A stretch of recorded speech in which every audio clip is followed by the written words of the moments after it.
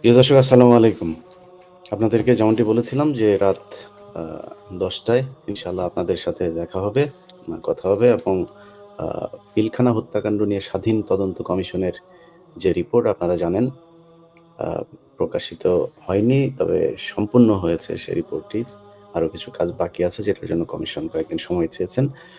তো আমি আ যেটা মনে করলাম যে সরকারের একটা আ শুরু থেকে একটা গ্রুপের আসিফ নজরুল সহ স্বরাষ্ট্র উপদেষ্টা ব্রিগেডিয়ার জাহাঙ্গীর এগুলি সহ একটা গ্রুপের খুবই ইচ্ছা ছিল যে যেকোনোভাবেই যেন এই পিলখানা হত্যাকাণ্ডের না হয়। সেই সাথে সবার উপরে কলকাঠি যিনি নেড়েছেন তিনি হচ্ছে ভারতীয় আ গোয়েন্দা আ প্রধান, বাংলাদেশের সেনাপ্রধান আ ওয়াকার। তো তাদের একান্ত আ ইচ্ছা থাকার পরেও আ আমরা সবসময় সরব ছিলাম। আ যাই হোক, আল্লাহ সবশেষ ব্যবস্থা করে দিয়েছেন পিলখানার এই ঘটনা নিয়ে একটা স্বাধীন তদন্ত কমিশনের স্বাধীন রিপোর্ট পেশ করার। এবং সেই স্বাধীন তদন্ত কমিটি গঠন করার পরেও আপনাদেরকে কিছু জিনিস এ খুব গুরুত্বপূর্ণ বলে রাখা প্রসঙ্গক্রমে এগুলো টেনে আনা উচিত। সেটা হচ্ছে এটার যেই আ তদন্ত সংস্থার যিনি প্রধান, তদন্ত সংস্থার প্রধান জনাব ফজলুর রহমান সাহেব, তিনি শুরু থেকেই একটা আ মানে তার বিষয়টা আমি তার ব্যাপারে তার সাথের সহকর্মীদের কাছ থেকে যেটা শোনা যে তিনি প্রচণ্ড রকমের শেখ মুজিবের চাইতেও বেশি তিনি আওয়ামী লীগ ঘেঁষা। আবার তার ভিতরে কিছু নীতি নৈতিকতাও আছে।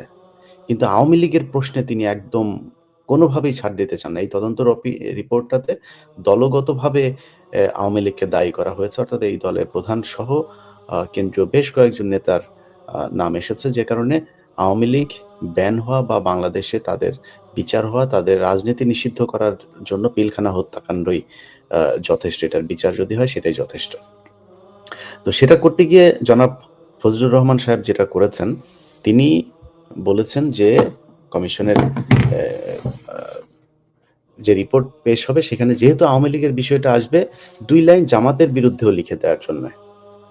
যে জামাত এই পিলখানা হত্যাকাণ্ডের সাথে কোনো না কোনোভাবে জড়িত ছিল। এটা কোনো একটা ইয়েতে জামাতকেও করে দেয়া। উনি প্রচন্ড রকমের জামাত বিদ্বেষী। প্রচন্ড রকমের এবং প্রচন্ড ভারত আওয়ামী লীগ আ প্রেমী। তো উনি ছাত্র জীবনেও ছাত্রলীগ করেছেন। সেই ভালোবাসা তিনি এখনো পর্যন্ত ছাড়তে পারেন নাই। তবে যেটা আমি বললাম যে তার ভিতরে কিছু নীতি নৈতিকতার ব্যাপার আছে। ফজলুর রহমান, আপনাকে যেটা বলতে চাই যে এই কমিশনের রিপোর্ট আপনার জীবনের হয়তো সবশেষ সুযোগ এই বাংলাদেশকে অ্যা আ আপনি ভারতের বিরুদ্ধে ভারতের যেই দখলদারিত্ব সেটা থেকে মুক্ত করার একটা সুযোগ আল্লাহ আপনাকে দিয়েছেন। এই সুযোগ যদি আপনি কাজে না লাগিয়ে আপনি কোন ধরনের আ অপরাধীদের সাথে যোগসাজশ করে তারপরে কোনো কিছু করার চেষ্টা করেন, সেটার জন্য আপনাকে সারা জীবন আপনার মান-সম্মান আ প আম প্রশ্নে আপনাকে পোহাতে হবে। যাই হোক, আমরা পিলখানা হত্যাকাণ্ডের যেই ঘটনা সেটা আমি দীর্ঘদিন ধরে আপনাদেরকে একটা কথা বলছিলাম। আমি তখন যখন ১ বছর আগে হবে, সোহেল তাজের ব্যাপারে কিছু জিনিস আমি চেয়েছিলাম উপস্থাপন করতে। তবে ওই সময় আ একজন বিশেষ ব্যক্তিত্ব তার পরামর্শক্রমে তিনি বললেন যে, "ইলিয়াস, এই বিষয়গুলো নিয়ে কোনো কথা বলার দরকার নাই। আমরা এটা পরে রিপোর্ট প্রকাশ হোক তারপরেই করব।" তো তাদের কাছে আমার যেটা অনুরোধ ছিল যে, তাহলে সোহেল তাজ যেন কোনোভাবে দেশ থেকে বের হয়ে কোথাও পালাতে না পারে, এটা নিশ্চিত করা। যাই হোক, সোহেল তাজ এই মুহূর্তে দেশে আছেন এবং আমার বিশ্বাস যে তিনি যেকোনো সময় গ্রেপ্তার হবেন। গ্রেপ্তার হওয়ার যে কারণ সেটা আপনাদেরকে জানিয়ে রাখি। আমি পিলখানা হত্যাকাণ্ডের যেই রিপোর্টের একাংশ আজকে প্রচার করার আপনাদেরকে গত পরশুদিন আ কথা দিয়েছিলাম। আমি বলেছিলাম যে সরকার যদি নিজে থেকে এটা আ না করে, প্রচার না করে, সেই ক্ষেত্রে আমি আ এটার একটা অংশ প্রকাশ করব। এটা সরকারের বিরুদ্ধে কোনো কাজ করছি বিষয়টা এরকম এটার জন্য না। আমি যেটা মনে করি যে এটা সরকারেরও উচিত এটা আ দ্রুত করা, কারণ অনেকে পালিয়ে যেতে পারে। আমি মূলত সরকারকে সহায়তা করার উদ্দেশ্যেই এই রিপোর্টের কিছু অংশ আপনাদেরকে দেখাইতে চাই। সেখানে মূলত এই নাম কি? সোহেল তাজ। সোহেল তাজকে মূলত যেই বিষয়গুলোতে তার সম্পৃক্ততা পাওয়া গেছে, আমি আজকের ১ম পর্বে মূলত সেই বিষয়গুলো নিয়ে আসবো।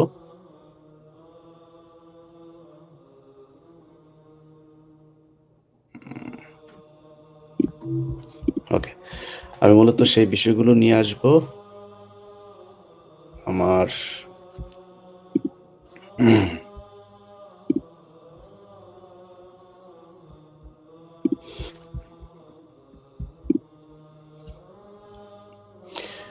আচ্ছা, ১ম এটা হচ্ছে যে আ স্বরাষ্ট্র মন্ত্রণালয় থেকে ২ টি গাড়ি পিলখানায় এসে বিডিআর সৈনিকদের জন্য বরাদ্দকৃত ইউনিফর্মের ৯ থাম কাপড় নিয়ে যায়।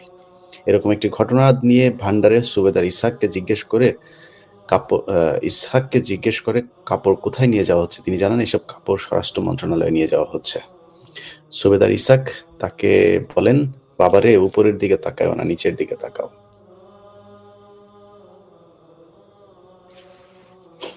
আচ্ছা।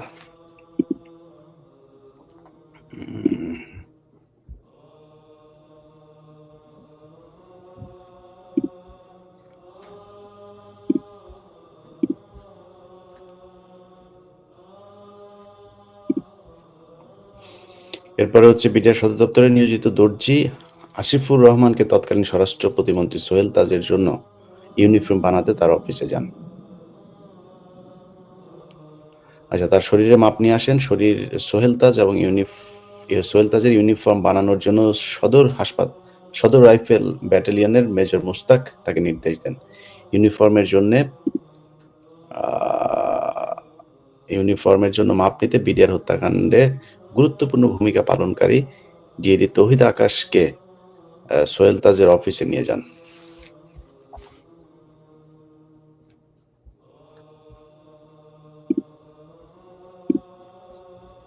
উম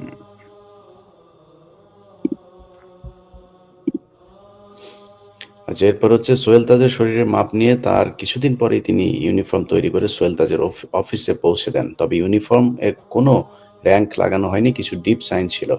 তৎকালীন স্বরাষ্ট্র প্রতিমন্ত্রী সোহেল তাজ প্যারেড দেখতে আসবেন বলে তার নিজের জন্য একটি ইউনিফর্ম বানাচ্ছেন।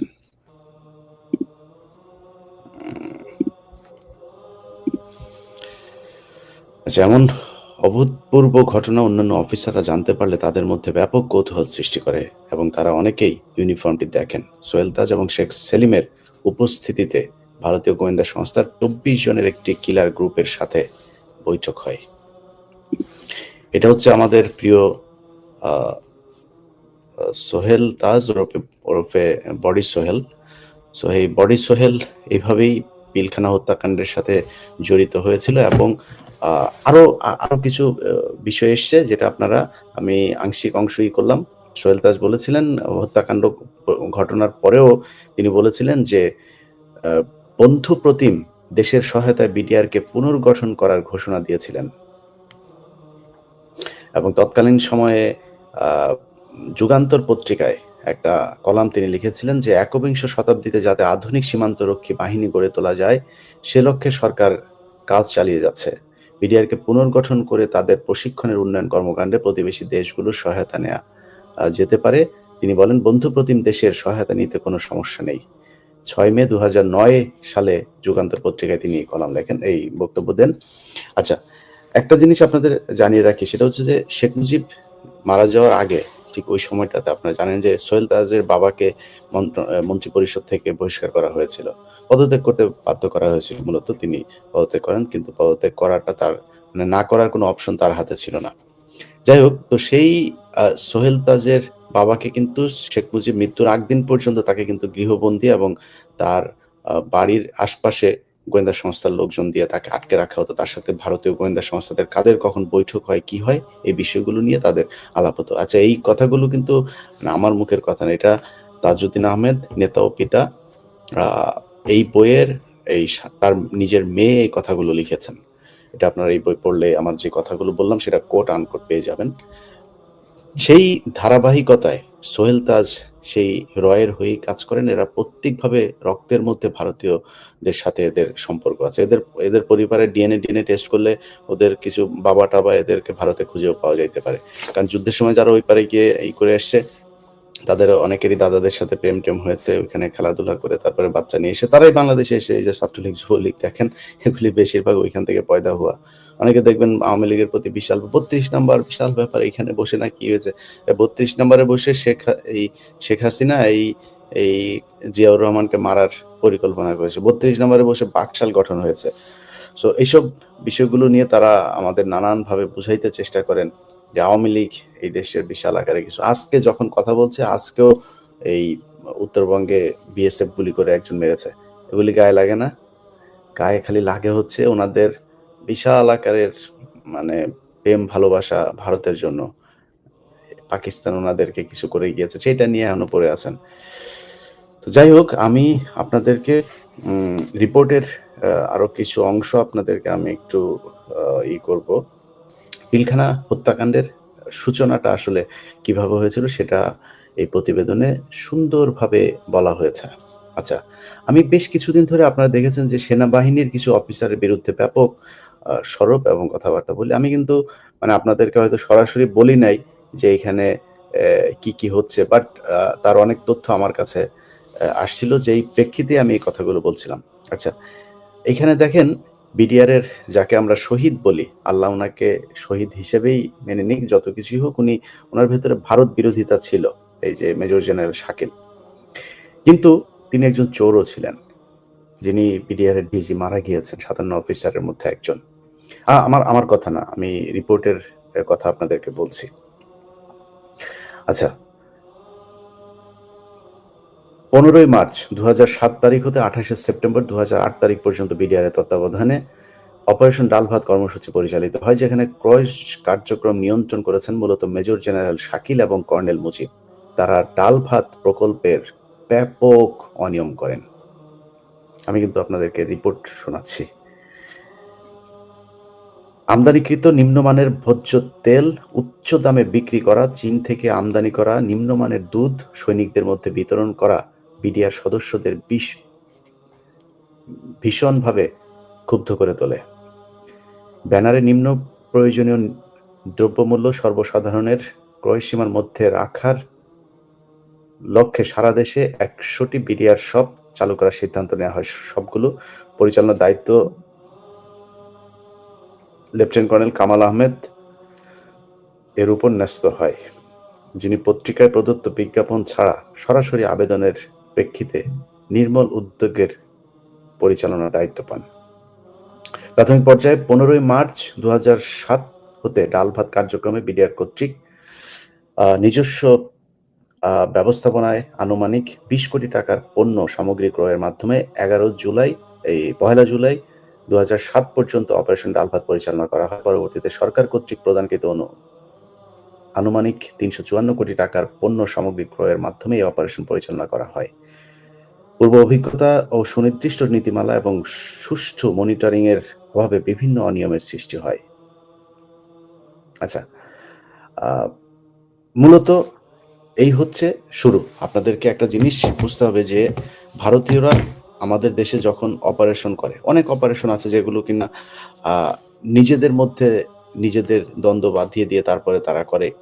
কিন্তু এটা আমার মনে হয় বাংলাদেশের ইতিহাসে এই এত বড় অপারেশন, যেটা কিনা সরাসরি ভারতীয় গোয়েন্দা সংস্থার ট্রেন্ড কিলার যারা এসেছিলেন তারাই সেখানেই হত্যাকাণ্ডে অংশ নেন।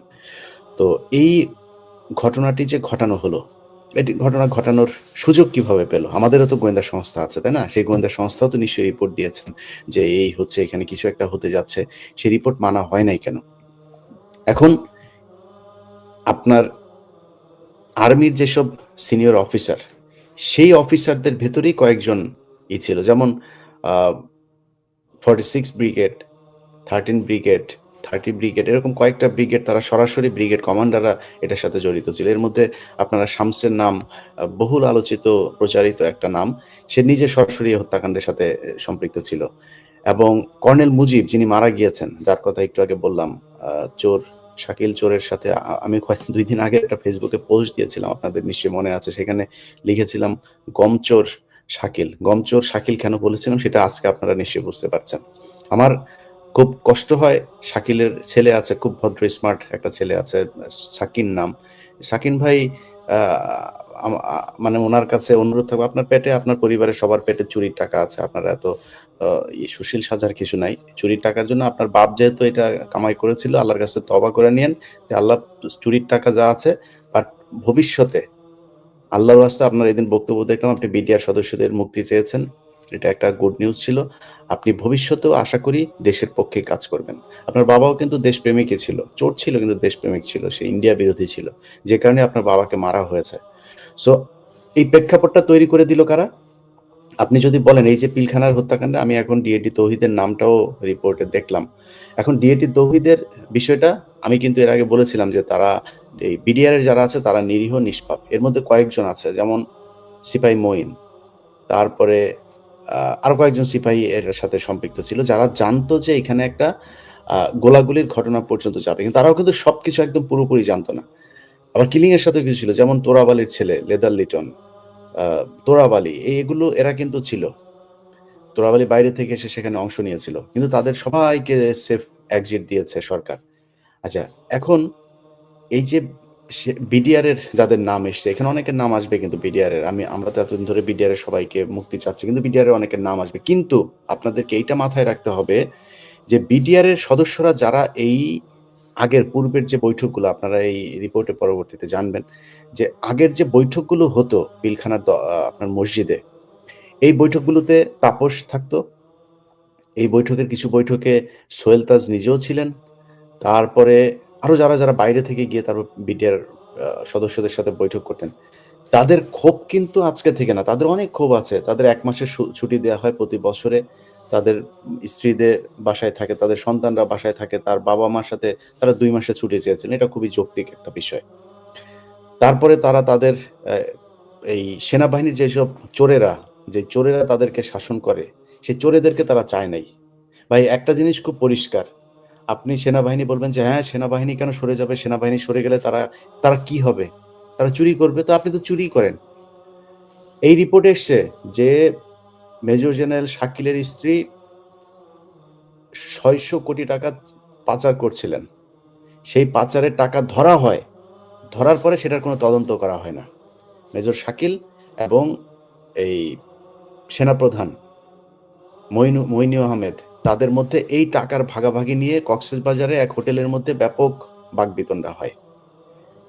এই যে জিনিসগুলো তার মানে হচ্ছে বিডিআর এর লোকজনকে খেপানো, তাদের এই যে পচা দুধ খাওয়ানো, তারপরে তাদের অপারেশন ডাল ভাতের টাকা মেরে দেয়া, তাদেরকে ছুটি না দেয়া, তারা আর্মি অফিসার চায় না সেখানে আর্মি অফিসার তাদেরকে ঘাড়ের মধ্যে পাড়া দিয়ে তারপর ধরে রাখা। এই মেজর জেনারেল শাকিলের স্ত্রী, যাকে আপনারা অনেকেই বলেন যে ধর্ষিত হয়েছে, উনারা ধর্ষণ করার কিছু নাই। উনি এমনিতেই দিতেন। অ্যা কর্নেল মুজিবের স্ত্রীরও অনেক ঘটনা। আমি এগুলো নিয়ে এই আলোচনায় যাইতে চাই না। সো এত বেশি আবেগ দেখানোর দরকার নাই। উনারা যে কি কত মানে বড় মাপের ক্ষতি বাংলাদেশের জন্য করে দিয়ে গিয়েছেন, এদের বিচার হওয়া উচিত। রিপোর্টে যেহেতু এসেছে, এগুলো আমি চাই না কোনো কিছু গোপন থাকুক। বাংলাদেশের মানুষের এগুলো জানতে হবে, জানাইতে হবে। এটা গোপন রাখার জন্য কেউ কোনো কিছু করবে, আমরা পুরা রিপোর্ট কিন্তু পাবলিক করে দেব। অতএব আমি যেটা বলতে চাই সেটা হচ্ছে যে এই হত্যাকাণ্ডের সাথে সেনাবাহিনী পরিকল্পনা করেছে এবং পিলখানা হত্যাকাণ্ডের দিন আপনারা দেখেছেন যে বিডিআর এর অনেক অফিসার তারা গোলাগুলি করেছে। হ্যাঁ, তারা হয়তো সেখানে লুটপাটও করেছে। তারা সেখানে একটা পর্যায়ে গিয়ে গোলাগুলিও করেছে। তারা এক পর্যায়ে গিয়ে হইতে পারে কেউ ধর্ষণের সাথে জড়িত হয়ে গিয়েছিল। কিন্তু প্রেক্ষাপটটা তৈরি করলো কারা? বিডিআর এর সদস্যদেরকে এই যে খেপিয়ে তুললো, আপনি তো সেদিন আপনারা তাদের বক্তব্যগুলো শুনেছেন। বিভিন্ন গণমাধ্যমে তারা বক্তব্য দিয়েছে। এই বক্তব্যগুলো তো মিথ্যা না। খুবই ন্যাচারাল একদম অর্গানিক বক্তব্য তারা দিয়েছে। তার মানে তাদের ক্ষোভ ছিল। তাদের ক্ষোভ থাকার পরেও সেই ক্ষোভগুলো সেনাবাহিনী তো বালছেরা একদম সবসময় ভাবের সহিত থাকেন ওনারা। ওনাদের ভাবের ঠেলায় চোরের বাচ্চারা সারা দেশে চুরি করে বেড়ায়। যেখানে বসাবে সেনাবাহিনী যেখানে বসায়, বিডিআর এ বসাইছেন, চুরি করে। যেখানে বসান এগুলো যদি নাম ধরে বলি আপনি বিডিআর এর বাংলাদেশের সব ঢাকা মেডিকেলের কথা ধরেন। ঠিক হয়েছে আজ পর্যন্ত ঢাকা মেডিকেল সবচাইতে মানে অনিয়ম বিশৃঙ্খলা ঢাকা মেডিকেলে। ঢাকা মেডিকেলের পরিচালককে ওনাদের বালগেডিয়ার একজনকে নিয়ে বসায় রাখেন। তো আপনারা কি বালটা ফালান? কিছুই করতে পারেন না। তো আপনারা বাল যাওয়ার দরকার কি ওইখানে? এইভাবে ওনারা সব জায়গায় গিয়া বসে থাকবে। ওনাদের একজনকে বসাইতে হবে। ওষুধ প্রশাসন অধিদপ্তরে তোর কাজটা কি? ওখানে বসাইতে হবে। সিটি কর্পোরেশনে তোর কাজ কি? চোরের বাচ্চা, তুই যা ওই কনস্ট্রাকশন করার দরকার কি তুই? তুই এগুলির মধ্যে থাকিস। থাইকা চুরি আরো ভালো করে তারা শেখে। প্রাতিষ্ঠানিকভাবে আর্মি চুরির সাথে জড়িত হয়ে গিয়েছে। তাদের এগুলি বলার পরেও তারা শোনে নাই। না তারা সেনাবাহিনী, বালবাহিনী তিনি এখন আর বিডিআর কে তারা মানে কব্জা করে রাখতেই হবে তারে। রাখেন কোনো সমস্যা নাই। সেনাবাহিনীর প্রতি আমাদের শ্রদ্ধা আছে, ভালোবাসা আছে। রাখেন সমস্যা নেই। আপনি চুরি করেন কেন যায়া? এগুলো তারা করেছে, পিলখানাতেও করেছে। আচ্ছা এখন পিলখানার এই যে সৈনিকদের কথা যেটা বলছি, তাদের যাদের নিয়ে বৈঠক হয়েছিল, যারা জানতো যে পিলখানায় একটা ঘটনা ঘটবে। কি ঘটনা ঘটবে সেটা তাদেরকে বলা হয়েছে। আমার কাছে অনেকগুলো রেকর্ড আছে, যেই রেকর্ডে জিজ্ঞাসাবাদে যাদেরকে হত্যা করা হয়েছে, যে বিডিআর সদস্যদেরকে, আমার এই ৫ আগস্টের পরপর আমার যে পিলখানা নিয়ে যে অনুসন্ধান আমি দেখিয়েছিলাম, সেখানে আপনারা নিশ্চয়ই দেখেছেন। সেই সৈনিকরা বলেছিলেন যে, "স্যার, আমরা জানতাম এখানে একটা ঘটনা ঘটবে। কিন্তু কি ঘটনা ঘটবে? ঘটনা হচ্ছে আমাদেরকে বলা হয়েছিল যে বিডিআর এর ডিজিকে জিম্মি করা হবে।" শেখ ফজলে নূর তাপসের বাসায় বসে একটা মিটিং হয়। সেই মিটিংয়ে প্রধানমন্ত্রী, তখন তিনি প্রধানমন্ত্রী হন নাই, ২০০৮ সালের ডিসেম্বর মাসে একটা বৈঠক হয়। সেই বৈঠক, সরি, নভেম্বর মাসে একটা বৈঠক হয়। সেই বৈঠকে ফজলে নূর তাপসের বাসায় বসে শেখ হাসিনা সরাসরি ফজলে নূর তাপসের ফোনের লাউড স্পিকারে সেখানে উপস্থিত সৈনিকদের সাথে কথা বলেন। এবং কথা বলে তাদেরকে বলেন যে, "তোমরা আমার জন্য তোমাদের পিলখানায় যেই জায়গায় তোমাদের ডিউটি থাকবে, আমার জন্য নির্বাচনে আমার জন্য কাজ করবা। তোমাদেরকে আমি ক্ষমতায় আসার সাথে, সাথে আমি তোমাদের এই সব দাবিগুলো পূরণ করে দেব।" এটা বলা হয়েছিল সেখানে সেই বিডি বিডিআর এর সদস্যদের সাথে। তাদেরকে বলা হয় নাই যে এখানে এইভাবে নির্মমভাবে মানুষকে খুন করা হবে। তাদেরকে বলা হয় নাই পরবর্তীতে পিলখানার দরবার হলে ঢুকে কিছু ভারতীয় লোকজন এসে তারপর গুলি করা হবে। তারা এইটুকু জানতো। তাদের এটা তো ন্যায্য দাবি। হ্যাঁ, এখন এটারে যদি আপনি মিউটিনি বলেন, এটারে যদি আপনি দলীয় শৃঙ্খলা করা বলেন, সেটা সর্বোচ্চ শাস্তি হতে পারে ৭ বছর হবে। সর্বোচ্চ শাস্তি কারোর ১ বছর হবে, ২ বছর হবে, ৩ বছর হবে। আজকে কত বছর তারা জেল খাটছে। তাদের শেষ। তারা যদি সর্বোচ্চ শাস্তি করে থাকে, তারপরেও তাদের শাস্তি শেষ। তাদেরকে এখন পর্যন্ত জেলখানায় ঢুকিয়ে রেখেছেন। আর আপনারা চোরের বাচ্চা চোরেরা, আপনারা আপনাদের লোকজনের বাঁচানোর জন্য তৎপর হয়ে গিয়েছেন। কারোর কোনো দোষ নাই। আওয়ামী লীগে যারা ছিল তারা এতদিন ধরে এমপি হয়ে গেল, মন্ত্রী হয়ে গেল, সিটি কর্পোরেশনের মেয়র হয়ে গেল। কোনো সমস্যা নাই। ইন্ডিয়ান বাপেদের সাথে ওর বাপেরা এখনো পর্যন্ত এসে ক্যান্টনমেন্টে এসে তারপর বৈঠক করেন। কোনো সমস্যা হয় না। এই আর্মির যারা এই তদন্ত শেষ দিকে এসে তারপরে এটা করলো, ধামাচাপা দেওয়ার কাজ করলো, তাদেরও কোনো সমস্যা নাই। সব দোষ বিডিআর এর। বিডিআর এর খালি শাস্তি হচ্ছে। তারা এখন পর্যন্ত এই ১৬ বছর জেল খাটলো, এখনো তারা জেলই খাটবে। বিডিআর এর যারা জড়িত ছিল, কিসের জন্য জড়িত ছিল, তারা পরিকল্পনার কোন পার্টটুকু পর্যন্ত জানতো, সেটা বাংলাদেশের মানুষ জানতে চায়। অতএব আমি আপনাদেরকে আজকে উপসংহার টানলাম যে রিপোর্টের কি অংশগুলো, গুরুত্বপূর্ণ জায়গাগুলো আপনাদেরকে তুলে ধরা হলো। আমি আগামীকালকেও আমার সাথে কয়েকজন সেনা কর্মকর্তা একটা লাইভে থাকবেন। আমরা কালকে রাত আবার ঠিক ১০টায়, আমি জানি না ১০টায় হতে পারে, ৯টায় হতে পারে, আমরা আরেকটা লাইভ করব এবং ধারাবাহিকভাবে নেক্সট কয়েকদিন আমরা এই বিষয়গুলো আপনাদেরকে একটা করে তুলে ধরার চেষ্টা করব। সরকারের কাছে অনুরোধ থাকবে, আমি ব্যক্তিগতভাবে আপনাদেরকে পরিষ্কার করি বিষয়টা, যে আমি কেন এতদিন ধরে এই পিলখানা হত্যাকাণ্ড নিয়ে এত আমার আগ্রহ কেন ছিল, এত তৎপরতা কেন দেখিয়েছি। অবশ্যই বিডিআর এর যে লোকজন আছেন, এই বিডিআর এর লোকজনের প্রতি আমার একটা সিম্প্যাথি আছে। তাদের পরিবারের যেই করুণ ইতিহাস, আমার যদি ক্ষমতা থাকতো ভাই, আমি এই ২-৪০০ কোটি টাকা তাদেরকে দিয়ে দিতাম যে, "ভাই, আপনার পরিবারগুলো নিয়ে আপনি ভালো থাকেন। আমি আপনাদেরকে আর্থিকভাবে ভাই ওইভাবে সাহায্য করতে পারি নাই। এটা আমার অপারগতা।"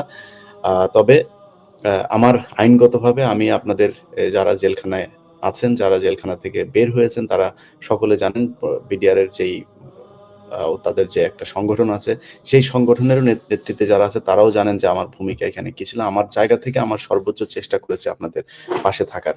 কিন্তু এইটার চাইতেও বড় যেই কারণে আমি এটার সাথে সম্পৃক্ত ছিলাম, সেটার কারণ হচ্ছে আমি মনে করি ২০০৯ সালের ২৫শে ফেব্রুয়ারি যে হত্যাকাণ্ড পিলখানায় ঘটেছে, সেটাই বাংলাদেশের গেল ১৬ বছরের যে ভাগ্য, সেটা নির্ধারণ করে দিয়েছিল। এটার কারণে আর্মি কথা বলতে পারে নাই। পুরো আর্মিকে শেখ হাসিনা একদম তার ভারতীয় বাহিনী হিসেবে প্রতিষ্ঠিত করেছিল। অতএব এই হত্যাকাণ্ডের মূল রহস্য যদি উদ্ঘাটন করা যায়, তাহলে এখানে আওয়ামী লীগ দলগতভাবে, সেনাবাহিনীর কোন কালপিটরা, চোরের বাচ্চারা এখানে সম্পৃক্ত ছিল তারা, তারপরে দেশের ভেতরে কারা এটার সাথে সম্পৃক্ত আছে। আমি মনে করি এই যে স্বরাষ্ট্র উপদেষ্টা, বর্তমানে তার নামও এসছে ইয়েতে, আপনারা এগুলো জানবেন। স্বরাষ্ট্র উপদেষ্টা এই চোরের বাচ্চা আপনার এই পিলখানা হত্যাকাণ্ডের যেই আপনার পরবর্তীতে যে তদন্ত কার্যক্রম, এই তদন্ত কার্যক্রম পুরো ধামাচাপা দেওয়ার মাস্টার মাইন্ড ছিল এই স্বরাষ্ট্র উপদেষ্টা ব্রিগেডিয়ার জাহাঙ্গীর। এই ব্রিগেডিয়ার জাহাঙ্গীর, অবিলম্বে তাকে গ্রেপ্তার করতে হবে, তাকে পদত্যাগ করাইতে হবে। বর্তমান আইজিপি, পুলিশের যিনি আইজিপি আছেন, বাহারুলের নাম এসছে। আমি মনে করি তার দ্রুত পদত্যাগ করা উচিত এবং তাকে আইনের আওতায় আনা উচিত। যার যতটুকু শাস্তি সেটা ১ মাস হোক, ১ বছর হোক আর ১ যুগ হোক। যার ফাঁসি হয়, যার যেটা হয় সেই অনুযায়ী তাদেরকে শাস্তির আওতায় আনতে হবে। এই পিলখানা হত্যাকাণ্ড নিয়ে যে স্বাধীন তদন্ত কমিশন রিপোর্ট দিয়েছে, এটা শুধু আ ওই জাদুঘরে বন্দী করে রাখার জন্য না। অতএব সরকারকে বলব দ্রুত এটা মানুষের সামনে প্রকাশ করুন। এতে আপনাদের ভাবমূর্তি আরো উজ্জ্বল হবে।